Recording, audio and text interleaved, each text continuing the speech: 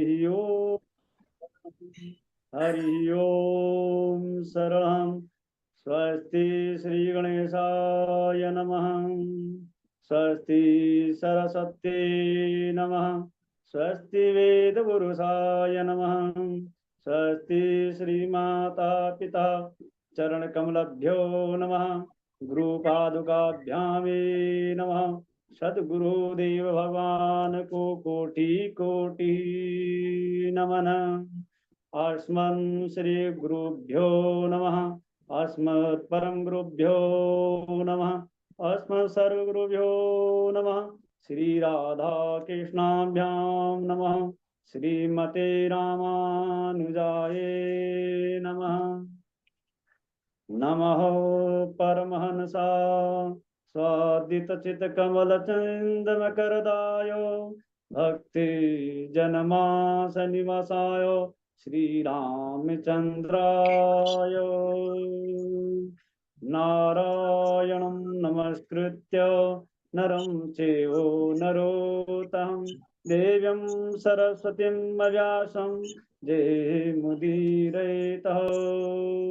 अज्ञानतिमिराधस्य ज्ञानाञ्जनशलायकं चक्षुमीलितं येन तस्मै गुरुभ्यो नमः। सीतानाथसमारम्भां श्रीरामानन्दार्यमध्यमां गौराङ्गं रसमयनित्यं रसाचार्यरसोषुकं श्रीरामहर्षणदेवाख्यं सद्गुरु प्रणमायहम्। जय जय श्री राधारमण। जय जय नवल किशोर। जय गोपीचित चोर प्रभु। जय जय माखन चोर। लंबोदरम परमः सुंदरमेकदंतं पीतांबरं त्रिनयनं परमं पवित्रम् उद्धयद्दिवाकरनिभो जय कान्तिकान्तं विघ्नेश्वरं सकलविघ्नहरं नमामि। शरीरं स्वरूपं सद्गुरुदेहकलत्रं मनश्चेन्नलगनं श्रीगुरुवेभ्यो नमः। भक्त भक्ति भगवंत गुरु। भक्त भक्ति भगवंत गुरु। भक्त भक्ति भगवंत गुरु। भक्ति ओम भक्त भक्त भगवंत गुरु। भक्तु नाम चतुर्नामे इनके पद बंदन के नाशे विघ्न अनेक। जय जय श्रीमद्भागवत महापुराण की जय। जय सुखदेव महाराज की जय। जय भक्त वत्सल भगवान की जय। जय वेद व्यास की जय।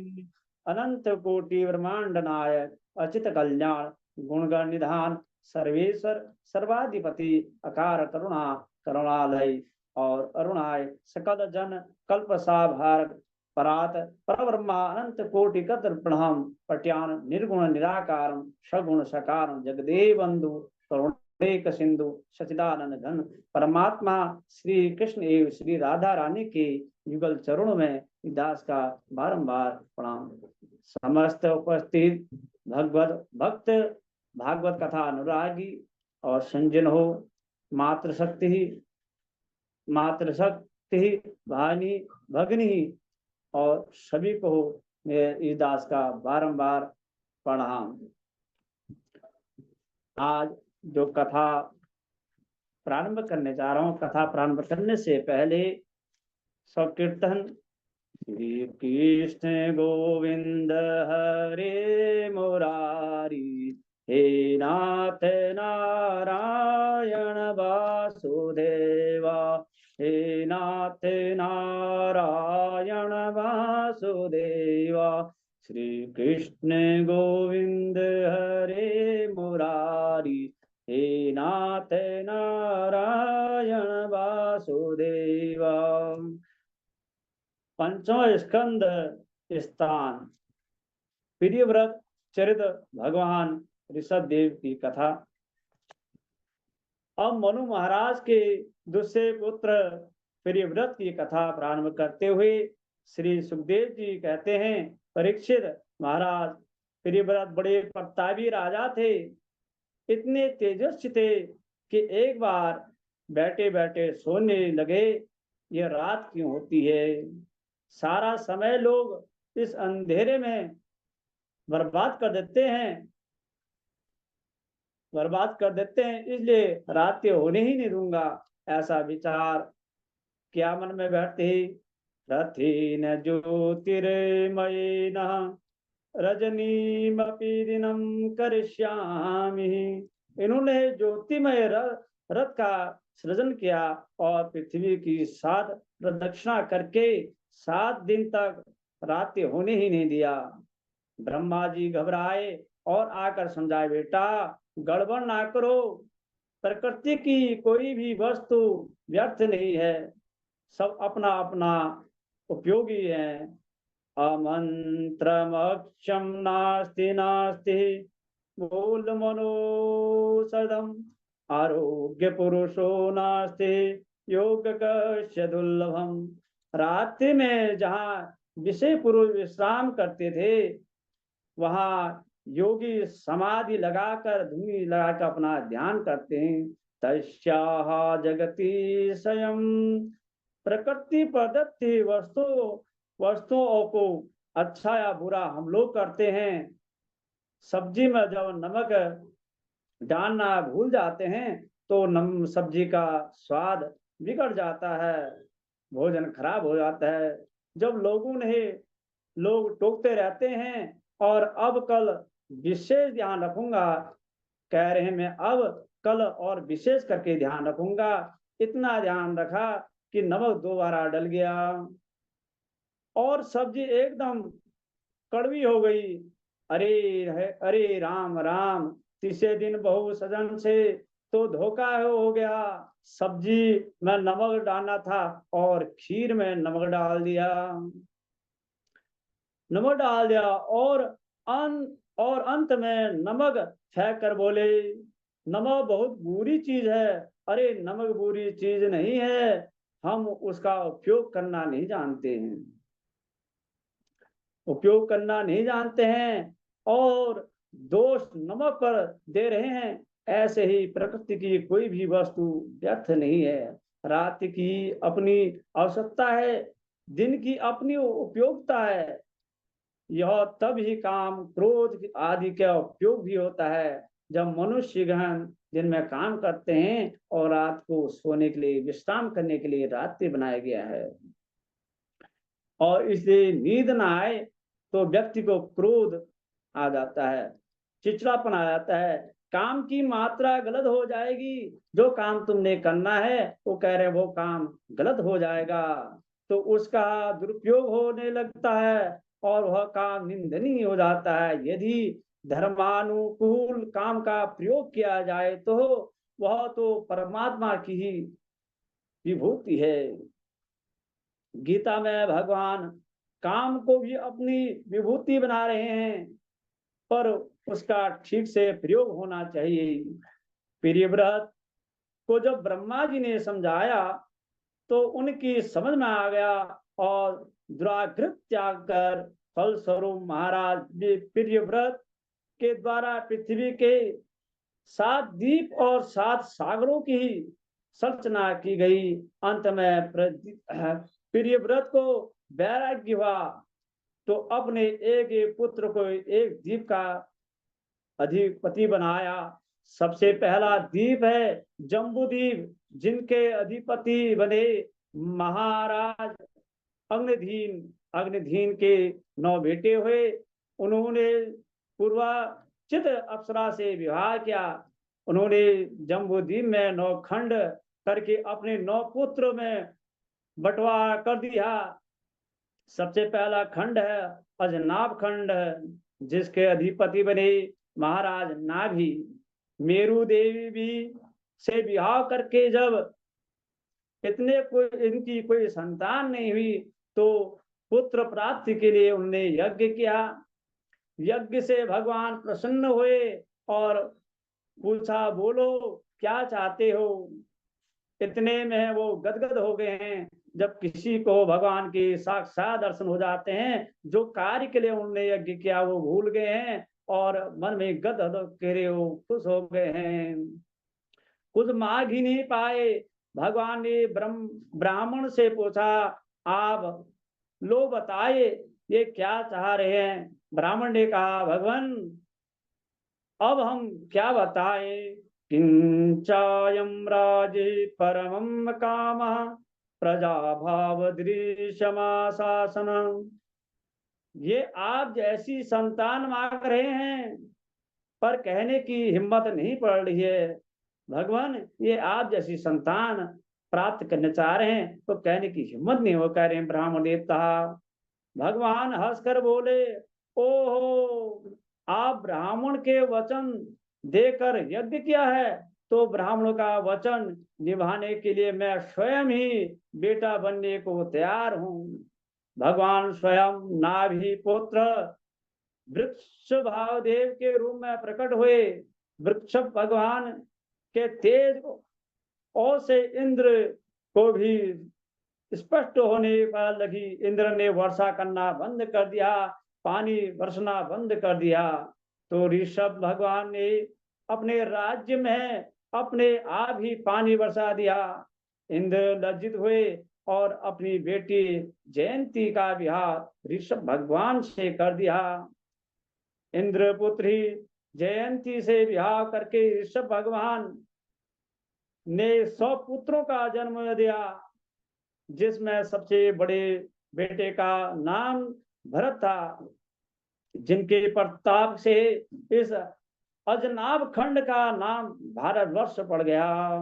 आसीदनमरसम भारतमीत यथा दिशति। सुखदेव जी महाराज कहते हैं, परीक्षित, ऋषभ भगवान ने एक दिन सभी बच्चों को अपने पास बुलाया और अपने पास बैठकर बड़ा सुंदर उपदेश दिया। बच्चों, जगत में दो ही आनंद हैं, विषयानंद नंद और ब्रह्मानंद। विषयानंद आपको हर शरीर में, हर योनि में प्राप्त होगा, पर ब्रह्मानंद प्राप्त करने के लिए केवल मनुष्य शरीर है। नायम देहो देह भाजम नीलोके कष्टान कामं न हिते बिड्ड भुजाये तथो दिव्य पुत्रा कै सत्य शोद्यस्य ब्रह्मा शोकी तव तमम। ऋषभ भगवान कहते हैं, अरे बच्चों, ध्यान से सुन लो।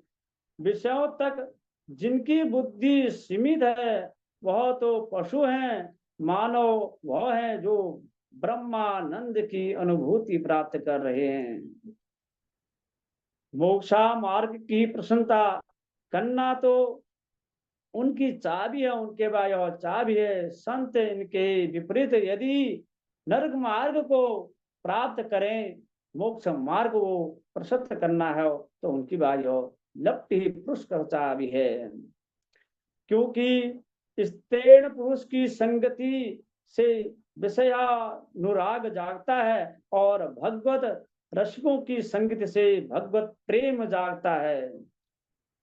जब तक भगवान वासुदेव में प्रीति तुम्हारी नहीं होगी, तब तक ये जन्म मरण का प्रचंड छोड़ने वाला नहीं है।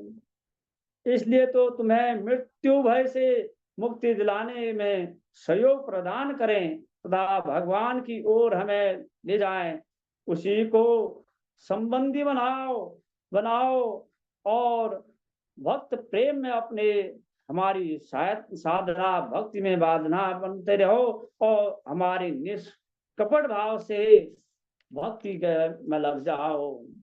इस प्रकार का दिव्योपदेश देकर ऋषभ भगवान ने परमहंस वृत्ति को धारण कर लिया। पागलों की तरह जगहों में भ्रमण करने लगे। कभी अपने को पागल सिद्ध कर रहे हैं और कभी मुंह में पत्थर लिए घूम रहे हैं, नान्यावस्था में विचरण कर रहे हैं, अन्य में ये मल मूत्र त्याग कर वही पर लेट गए, तब संसारी लोगों इनसे घृणा करने लगे, दूर दूर रहने लगे। सुखदेव जी कहते हैं, राजन, इनके शरीर में ऐसी दिव्यता आ गई है, इनके देह में इतनी दिव्य सुगंध निकलती है कि 40 कोस तक का वातावरण सुगंधी रहता है। इसमें ऐसी दिव्यांता आ गई है, आठों सिद्धांत प्रकट होकर प्रार्थना प्रार्थना करने लगी, महाराज हमें शरण की दासी बना दो, कुछ सेवा दीजिए। परंतु ऋषभ देव ने एक ही सिद्धि को अपने पास नहीं भटकने दिया। परीक्षित ने पूछा, गुरुदेव, सिद्धियों के लिए तो लोग पागल बने घूमते हैं, कुछ लोग तो भूत प्रेत हों कि सिद्धि में ही जिंदगी बर्बाद कर देते हैं, पर अणिमानी सिद्धियों को बड़ी दुर्लभता होती है, फिर उन सिद्धियों को ठुकराना क्यों दिया? सुखदेव बाबा कहते हैं, राजन, किसी की महापुरुष को अपने मन पर कभी भी विश्वास नहीं करना चाहिए, ये मन बड़ा धोखेबाज है। कभी मन में है कोई इच्छा नहीं है, क्योंकि हमारे पास ही कुछ नहीं है, पकड़ है। आज मन कहेगा, अरे सिद्धियों हैं, सेवा करना चाहिए, और स्वीकार करने पर क्या अर्ज है, इसका दुरुपयोग नहीं करेंगे, जब जरूरत पड़ेगी तब देखेंगे। तो पहले तो मन सिद्धियों को स्वीकार करवाएंगे, फिर कहेंगे, अरे बेचारा, देखो ये व्यक्ति इतना परेशान है, अपनी सिद्धि का प्रयोग करके इसका कल्याण करो। ये मन बड़ा धोखेबाज है, देखने में क्या बुराई है, देख लो।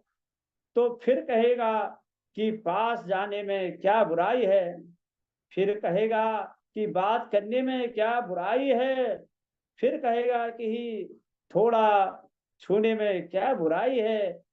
ऐसे ऐसे कहकर तुम्हें गत में डाल देगा, इसलिए मन पर कभी विश्वास ना करें। यही शिक्षा देने के लिए ऋषभ भगवान ने सिद्धियों को ठुकरा दिया। सिद्धि आएगी तो मन में प्रसिद्धि की कामना भी आएगी, और जब प्रसिद्ध की ही कामना से अपने चमत्कार किए और नमस्कार हुआ, जय जयकार हुए, बस सो गए, सो ही अहंकार घेर लेता है। इसलिए जो सच्चे सतपुरुष होते हैं वह इन चक्करों में नहीं पड़ते। माँ अपने बच्चे को बार बार देखती है तो अबोध बच्चा होता है, क्या कर रहा है, जब देखती है कि खेल रहा है तो निश्चिंत होकर के वह अपने कार्य में लग जाती है। कभी बीच बीच में पुकार देती है, बेटा आओ, बड़ी देर से कुछ खाया नहीं, पर खेल में बच्चा इतना मस्त हो जाता है कि माँ का भी नहीं सुनता। तो माँ कहती है, चलो थोड़ी देर और खेलने दो। माँ का वास्तव तो पुत्र के लिए तत्पर होता है, पर बेटा खेलने में मस्त है।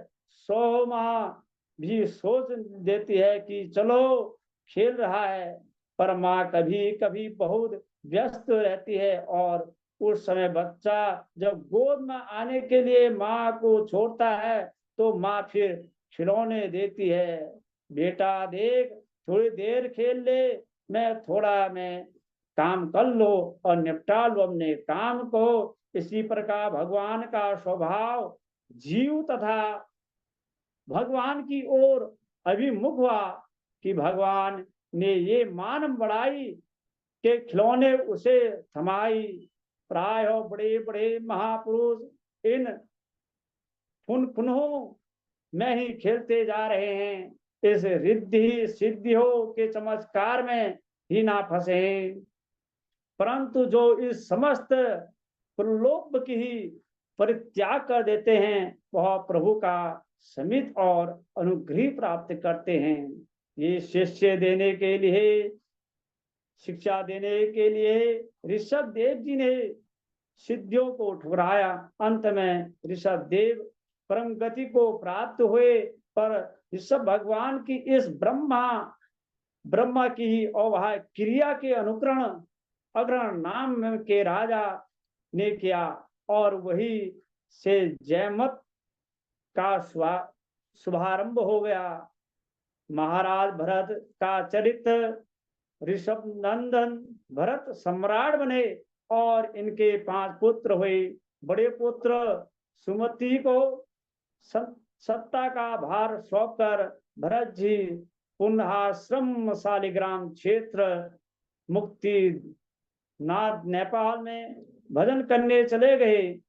पर एक दिन गण की नदी में स्नान करने के बाद भगवान सूर्य नारायण को जल दे रहे थे।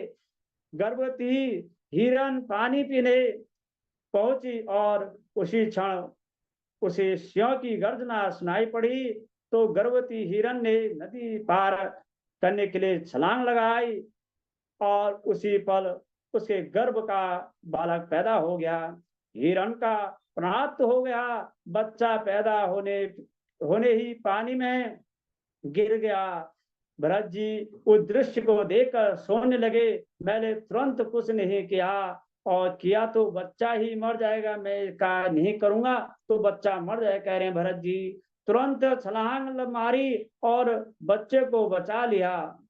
जीव मात्र पर दया करो, दया ही धर्म का मूल है, यह ठीक बात है। परंतु कभी कभी सात्विक वृत्ति की भी जीव के बंधन का कारण बन जाती है।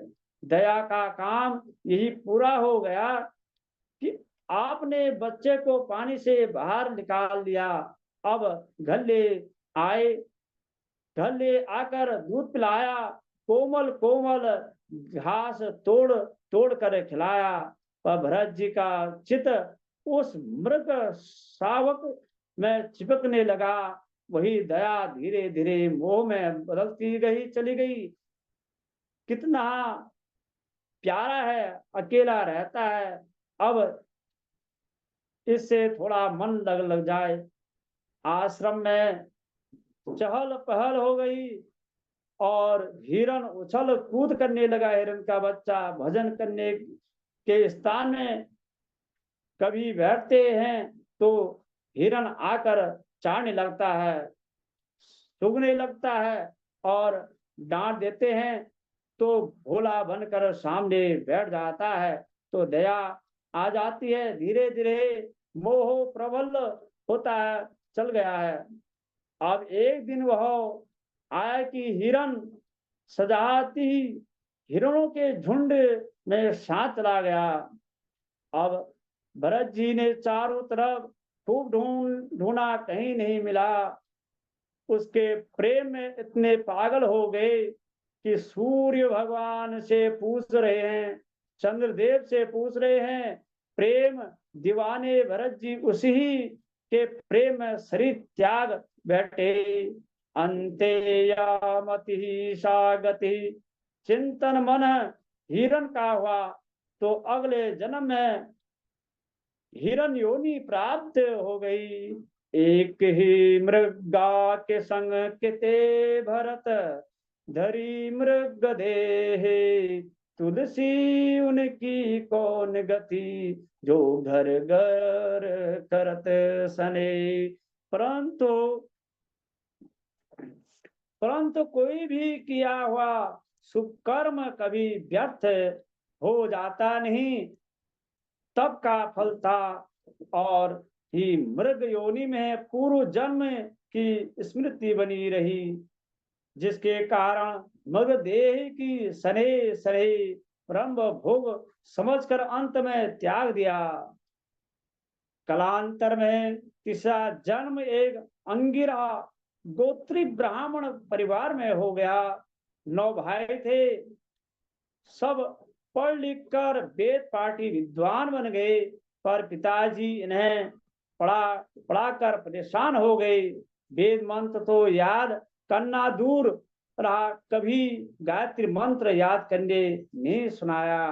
पिताजी ने इनका नाम रख दिया जड़ भरत। जड़ अर्थात मूर्ख।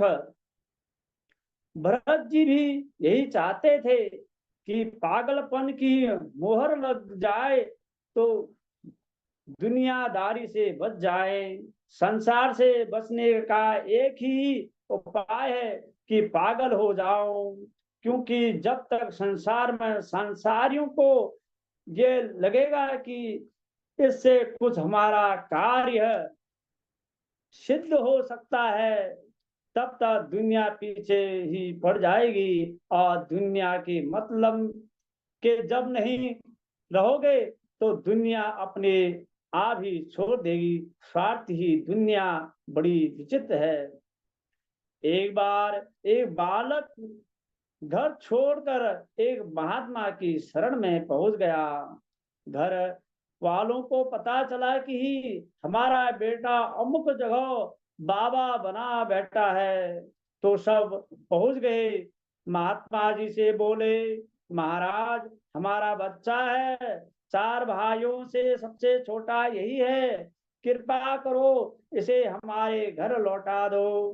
गुरुजी ने चेला को बुलाया, बेटा तेरे परिवार वाले इतने प्रेम कर रहे हैं और तुझसे तू घर चल जा। और चेला बोला, नहीं गुरुजी, हमें ना छोड़ना, हम तो आपकी शरण में आ गए हैं। गुरुजी ने कहा, तुझे भजन की ही करना है, मंत्र दे दिया वैसे दे दिया, अब तू घर में ही बैठ कर भजन कर और माला जपते रह। चेला बोला, जो आज्ञा गुरुदेव।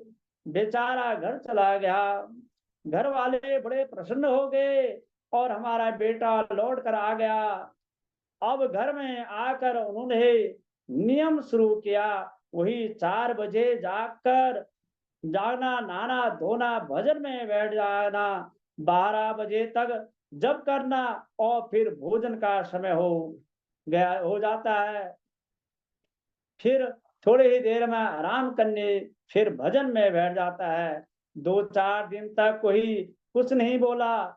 जब महीने भर होने को आ गया तो भैया बोले, क्यों भैया, हम तुझे इसलिए लाए थे, क्या खेतों का काम चल रहा है, सब इतने व्यस्त हैं और तू जब देखो तब माला ही जपता रहता है। भैया बोला, सुनो, रखना हो तो रखो, मैं भजन करने के लिए महात्मा बना था, सो चाहे यहाँ करूं अथवा चाहे करो, चाहो तो रखो, नहीं तो मैं अपने आश्रम में चला जाऊंगा। घर वाले बोले, अच्छा ठीक है, तुझे भजन ही करना है तो जा बाबा के पास, हमें तेरी कोई जरूरत नहीं है।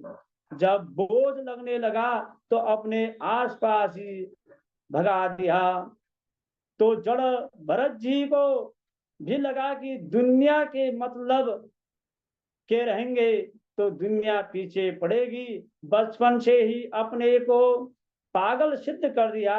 अद्भुत ज्ञान होने के बाद भी पागलों जैसा व्यवहार जानबूझकर करने लगे और नाम ही जड़ भरत पड़ गया। अब विवाह कौन करता?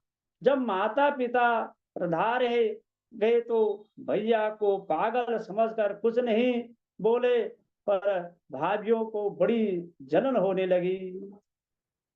भाइयों ने यह समझकर ही, ये तो बिल्कुल पागल है, इतनी कुटित खेत में है, बना दो इसकी कुटिया, खेत में बना दो, वही रहने लगेंगे। भरत जी को लगा कि भगवान ही बड़ा कृपा हुई तो प्रचंड से दूर हो कर दिए और यह देह यात्रा के लिए भोजन तो मिल ही जाता है। एक दिन एक डकैतों के सरदार ने मैया भद्रकाली से कहा, हे मातेश्वरी, तुझे एक बेटा दे दो, मैं रंग बलि चढ़ाऊंगा। अब उसके बेटा हो गया। सरदार खुश होकर बोला, किसी को पकड़ कर लाओ डकैतों को। और तो कोई नहीं मिला। खेतों पर पेड़ महाराज जड़ भरत जी मिल गए, सो पकड़ कर ले गए। उन्होंने भी कोई विरोध नहीं किया, उनके साथ चल पड़े। डकैत लोग भद्रकाली के मंदिर में ले गए। पहले तो खूब बढ़िया स्नान कराया, बढ़िया बढ़िया वस्त्र धारण कराए और विधि प्रकार का भोजन उनको खिलाया। मंदिर में ले जाकर बोले, बाबा दंडवत दंडवत करो। और जो दंडवत करने लगे, तभी डकैत ने तलवार निकाली।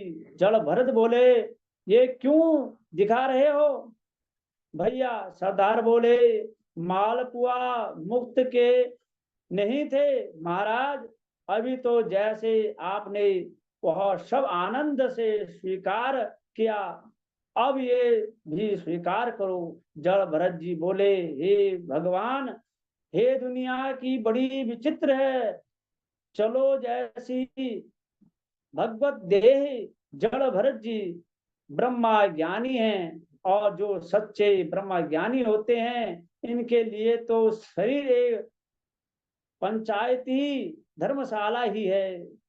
जीव मुक्तों का शरीर को प्रारंभानुसार चलना है। वह तो भद्रकाली के चरणों में सिर झुकाकर बैठ गए। कोई भय नहीं, कोई आतंक नहीं। भद्रकाली ने देखा, ओहो, ब्राह्मण ज्ञानी चरणों में सिर झुकाए बैठे हैं, और ये ज्ञान ही लोग इस ब्रह्मा ज्ञानी का बलिदान करने जा रहे हैं। सरदार ने तो तलवार का प्रहार करना चाहा, भद्रकाली प्रकट हो गई, तलवार को छीन लिया, और जितने डकैत खड़े थे उसकी गर्दन को काट दिया। जड़ भरत ने जब दृष्टि उठाकर देखा, तो मंदिर का सारा दृश्य बदल गया। समझ गए कि मातेश्वरी ने हमें काल के गाल से निकाल दिया है। अब स्वतंत्रता से विचरण करने लगे।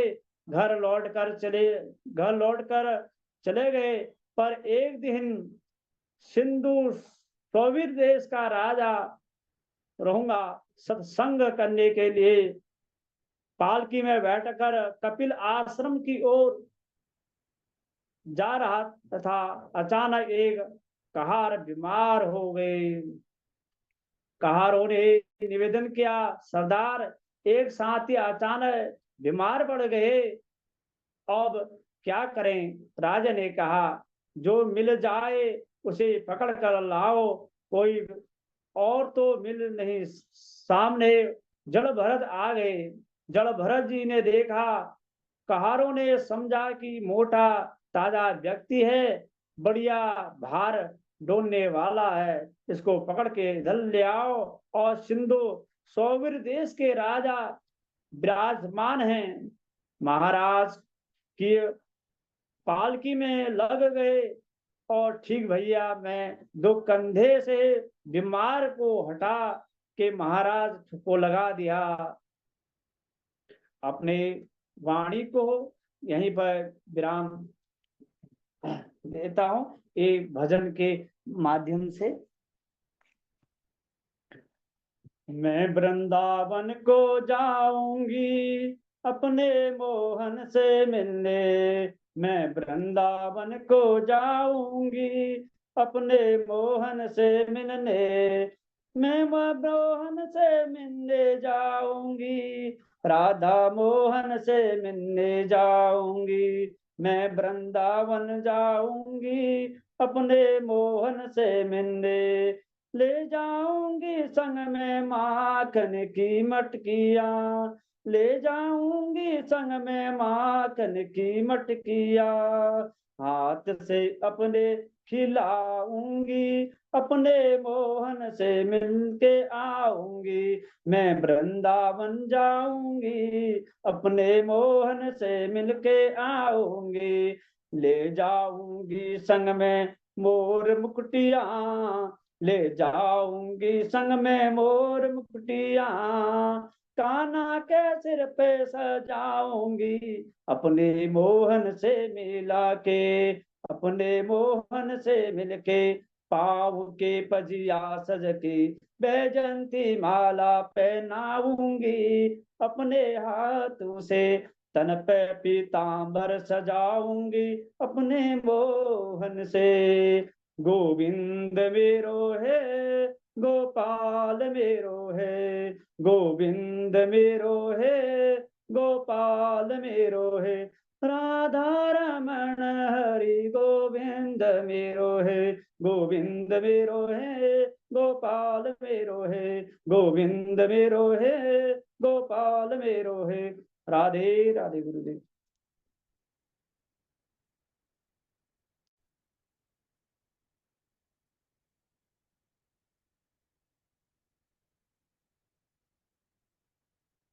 बहुत सुंदर, बहुत बढ़िया आचार्य सुरेश जी, बहुत अच्छा, बढ़िया आपने सुनाया और बड़ा स्वरूप से आप जो है तो सामने आए हैं। ये बड़ी प्रसन्नता का विषय है, बहुत बढ़िया, ठाकुर जी कृपा बनी रहे। अब हमारे डॉक्टर साहब हैं, दीपक दीक्षित जी हैं, और बहुत सुंदर सुंदर भैया। बहुत सुंदर। सब आप लोगों की कृपा है, राधा रानी की कृपा है, सबसे बड़े तो गुरु आपका जी की भी, कृपा है। आप तो बहुत सुंदर है। हमें गुरु जी के जब माध्यम से वृंदावन भागवत आएंगे तो कथा सुनते सीखने का अवसर मिला। इन्हीं के चरणों में बारंबार प्रणाम करते हैं। सुरेश जी जब वृंदावन आएंगे क्यों- क्योंकि ज्यादा हमें समय तो हो नहीं पाते हैं, ड्यूटी में जाते हैं, ड्यूटी में भी अध्ययन करते रहते हैं खाली समय में। बहुत सुंदर। हम ये थोड़ा व्यस्त रहते हैं, इधर के पाठ पूजा भी आ जाती है, थोड़ा व्यस्त रह जाते हैं इधर में।